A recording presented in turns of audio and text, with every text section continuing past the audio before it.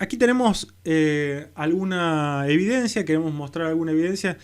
La idea de aprendizaje es una idea, o de curva de aprendizaje, una idea que se remonta por lo menos a 1936, a este trabajo escrito por Theodore Paul Wright, que es un ingeniero que trabaja en la Curtiss-Wright Corporation. Y este Wright muy probablemente, esto no estoy seguro, pero muy probablemente es descendiente de los famosos hermanos Wright, que están diseñando aviones, los que diseñan los primeros aviones en el año 1900. Y para 1930 o 1920 y pico, ellos ya estaban involucrados con esta corporación Curtiss-Wright de fabricación de aviones. Y este ingeniero, Theodore, publica este trabajo que lo que hace es mostrar cómo, a medida que, fíjense, todo hecho a mano, los gráficos, va mostrando cómo el costo promedio por avión, en términos de la cantidad de trabajo que requiere, va cayendo a medida que van acumulando experiencias. Entonces, este es un trabajo, digamos, famoso porque es uno de los primeros que presentan evidencia, digamos. Entonces, voy a pasar pero esta es otra evidencia histórica. Nosotros ya discutimos el caso de Forte, digamos, del modelo Forte de los años 20, y lo que se ve acá es otra evidencia no graficada contra el costo promedio, sino contra el valor del Forte de venta, y se ve que como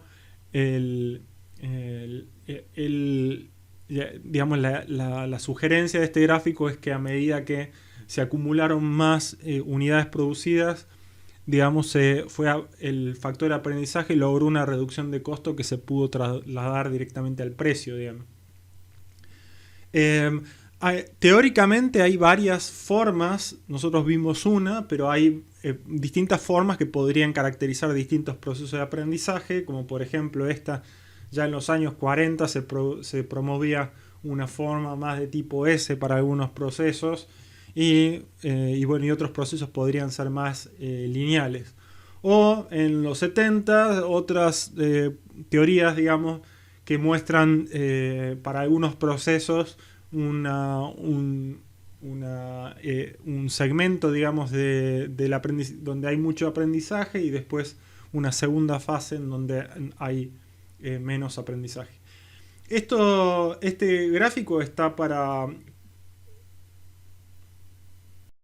Esta imagen está para ilustrar que hay evidencia científica que muestra que también hay una curva de aprendizaje en los procedimientos quirúrgicos de alta complejidad. Por ejemplo, en los casos de trasplantes de corazón se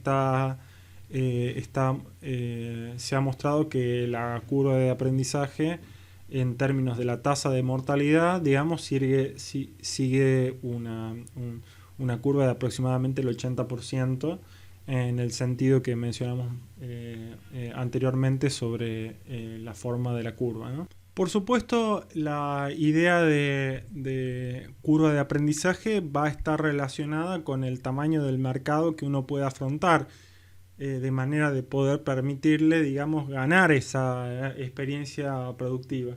Entonces, entonces veamos este ejemplo.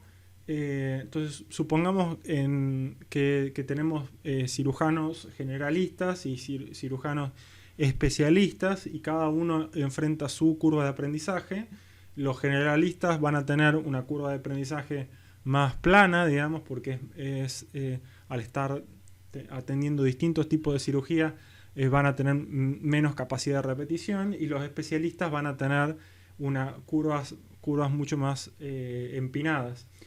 Y veamos cómo la demanda, digamos, puede hacer que se presenten distintas situaciones en términos de precio en este mercado. Entonces, fíjense, una demanda pequeña, por ejemplo.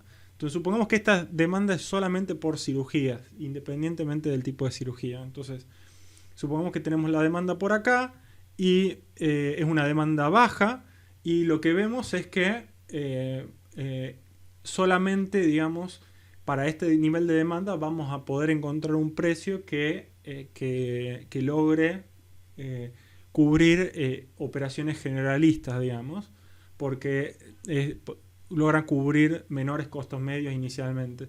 Pero como no tiene intersección con la curva de los especialistas, no tendríamos para demandas bajas operaciones, digamos, especialistas en el mercado.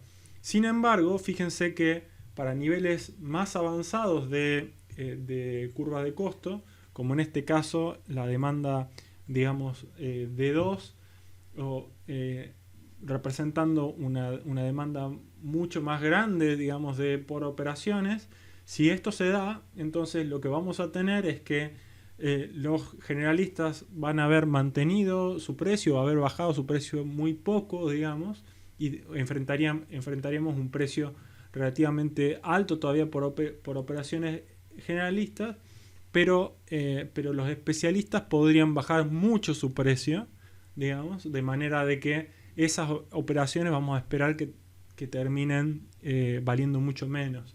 Entonces, fíjense que de acuerdo al tamaño del mercado, nosotros podríamos enfrentarnos a estas situaciones donde o bien no tenemos un tipo de producto determinado, o bien tenemos un producto, cuando tenemos un mercado grande podemos tener productos muy especialistas a un costo bastante bajo.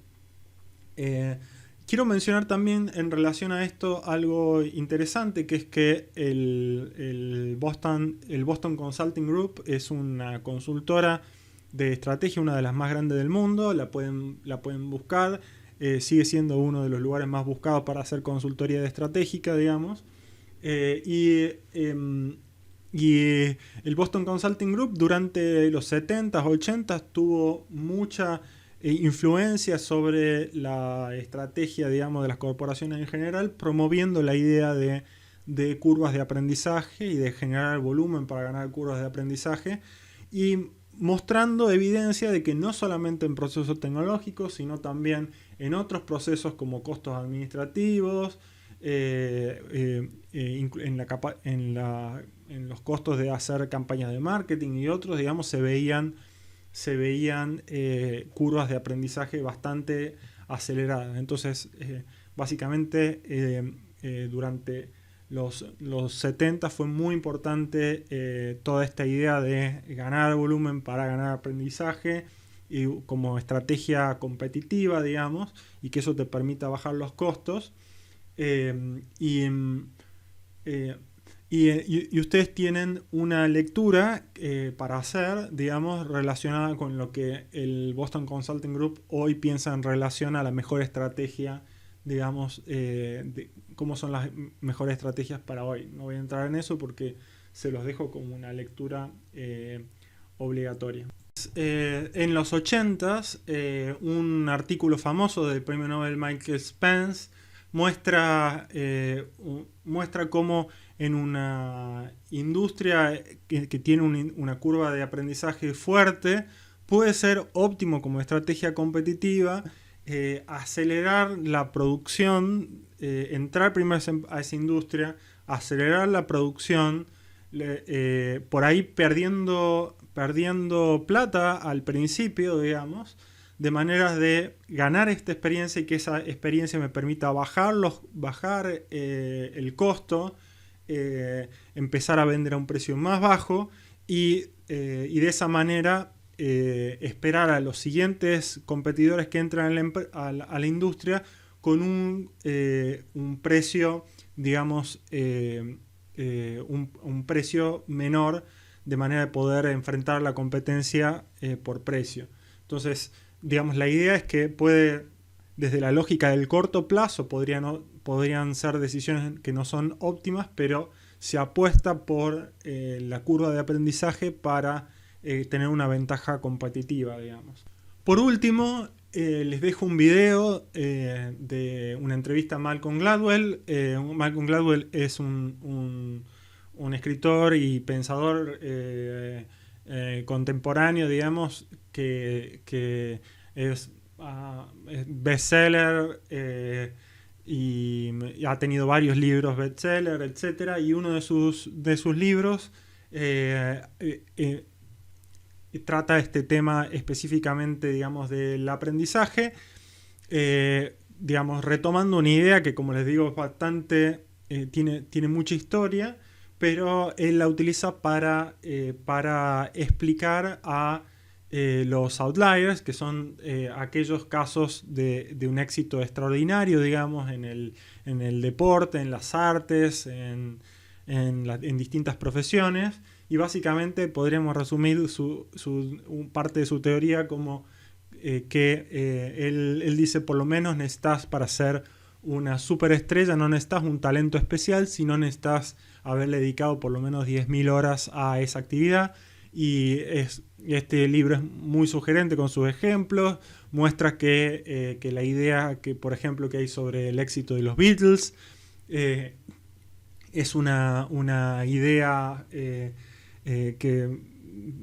que se puede explicar en base a que ellos lograron alcanzar 10.000 horas de práctica antes de hacerse famosos, y toda una serie de ejemplos de lo más interesantes que se los dejo para que lo vean en otro ámbito, no especialmente en la competencia. Dedicarle 10.000 horas a algo definitivamente no es una cosa fácil de hacer. Él dice que ahí está el factor de suerte, pero no es el talento el factor de suerte, sino es la capacidad de generar experiencia, digamos, lo que hace crítico para poder tener un éxito, hasta un éxito rotundo, y que a veces no entendemos de dónde sale.